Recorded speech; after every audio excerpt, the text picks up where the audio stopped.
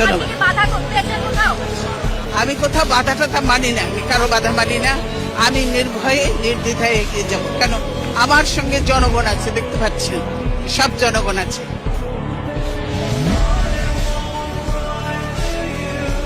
কতগুলো আলেমকে হত্যা করেছেন, এতিমকে হত্যা করেছেন, কতগুলো বিডিআর অফিসারকে হত্যা করেছেন, এতগুলো অফিসারকে মারলো, 57 জন অফিসারকে হত্যা করলো।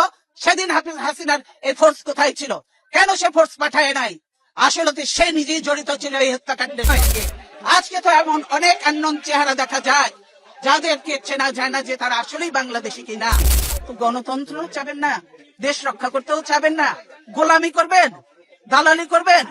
এই গোলামি তো রাখবে না। লিন্দুক দর্জির ইতিহাসটা পড়ে দেখেন, সেও কিন্তু টেকে নাই বেশি দিন, তাকেও বিদায় নিয়েছে এত দালালি করে, দেশ বিক্রি করে।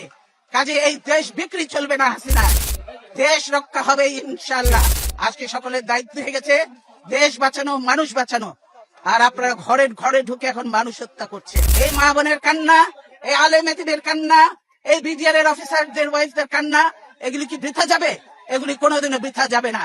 আজকে যারা এই জুলুম নির্যাতন করছেন তাদেরকে এদের মতো একদিন চোখের পানি ফেলতে ফেলতে বুঝতে বুঝতে তারা চোখ অন্ধ হয়ে যাবে।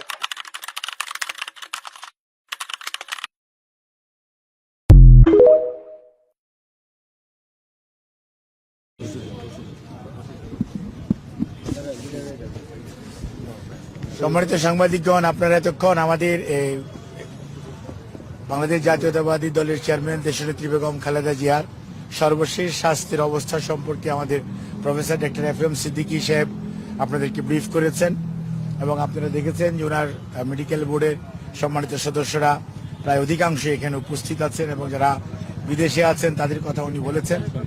তবে এখানে যে জিনিসটি আপনাদেরকে আমরা বলতে চাই সেটি হচ্ছে যে আজকে এই অবস্থায় ওনার শারীরিক অবস্থা নিয়ে আমরা ডেফিনেটলি ওনার সুচিকিৎসার ব্যাপারে যথাযথ ব্যবস্থা গ্রহণ করা হচ্ছে এবং সর্বোচ্চ সতর্কতা অবলম্বন করে নিবিড় চিকিৎসা দেওয়া হচ্ছে। বাট এটাতে অত্যন্ত উৎকণ্ঠিত হওয়ার কোনো বিষয় বলে আমরা মনে করছি না। আমরা মনে করছি যে ওনার চিকিৎসাটা যদি এখন যেভাবে শুরু হয়েছে আজকে আলহামদুলিল্লাহ, এটা যদি আগামী 12 ঘন্টা যেটি বললেন প্রফেসর এফ এম সিদ্দিকী সাহেব, মেডিকেল বোর্ডের তত্ত্বাবধানে ওনারা আবার বসার পর পরবর্তীতে ওনার স্বাস্থ্যের অবস্থার উপর পর্যবেক্ষণ করে কী ধরনের চিকিৎসার পরিবর্তন আনা যায় সে অনুযায়ী ব্যবস্থা নেবেন।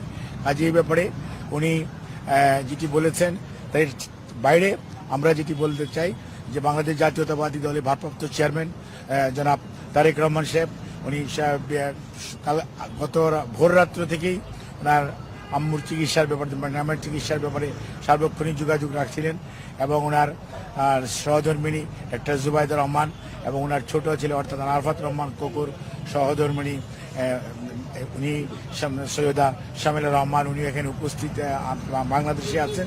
ওনারা সার্বক্ষণিকভাবেই ওনার আত্মীয় স্বজনরাও চিকিৎসার ব্যাপারে সবসময় সহযোগিতা করছেন এবং খোঁজখবর রাখছেন এবং সেই সাথে ম্যাডাম খালেদা জিয়া আপনাদের মাধ্যমে দেশবাসীর কাছে দোয়া চেয়েছেন ওনার সুস্থতার জন্য, যেমনটি সবসময় দেশবাসী ওনার সুস্থতার জন্য করেন। উনি আপনাদের মাধ্যমে সবার কাছে দোয়া চেয়েছেন এবং সেই সাথে আপনারাও যে রাত্র জেগে ওনার এই শারীরিক অবস্থাটা দেশবাসীকে জানানোর জন্য সময় ব্যয় করছেন, সেজন্য উনি আপনাদেরকেও ধন্যবাদ এবং কৃতজ্ঞতা জানিয়েছেন। ধন্যবাদ।